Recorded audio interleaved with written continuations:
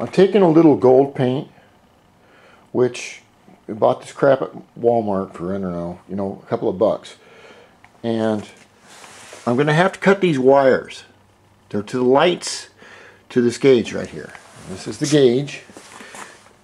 Picked this up for $15 in any auto parts store. I would suggest you do it if you're running water cooled. Well, even air cooled.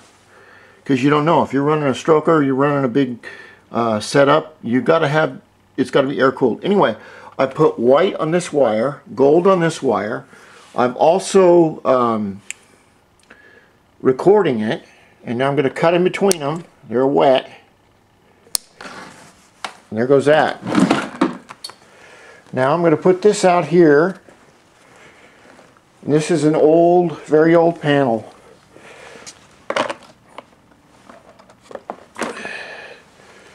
Like I say, I've got this part leading all the way up to here.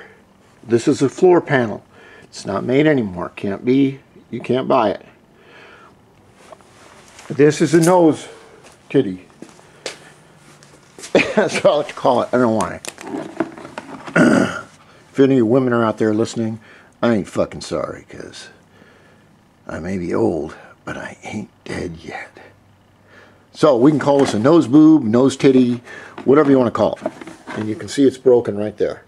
It's only broken because this has lasted. This was manufactured in 1993, which means it is 25 years old. And for a plastic to last that long, it's pretty good. But these I cannot find anywhere. Now, Frankie's got one, but Frankie is too busy blinging that super nice bike. Dude, I am jealous. That is a cool bike. Now, I suggest everyone, Frankie is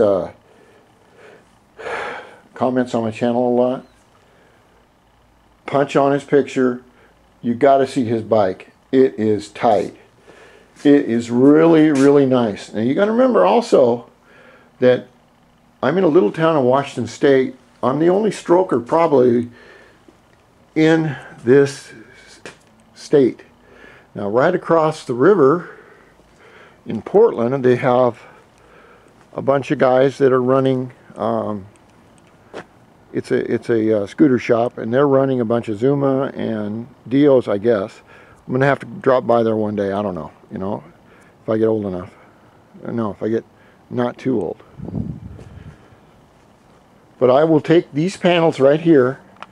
I will strip them down, sand them, and you can tell this is what the color they used to look like right here. Until I used bumper black on them, and I don't know if I got any bumper black. Bumper black is just this rubberized crap that you can buy at any auto parts store. No, I don't see any up here. Shit.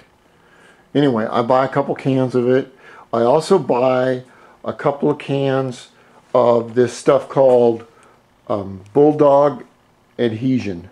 And you spray it on, and it's supposed to soften things up. But it really makes your panels look brand new for the season. And then, of course, they get old, but I like to use them on a few things. Another tip of the day is I got these Showa shocks. You can see right there, it's a Showa from VT Cycles a number of years ago. If you're going to be running really fast, you need good shocks. All right? This is the main shock on the right. This is the other one on the left. And they have done me really, really good. And you can see they say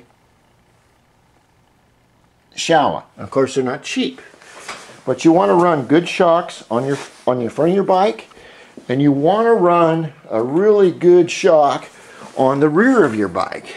And this is a Prodigy right here. The reason for that is, suppose you're doing 60, 70 miles an hour and you hit a bump.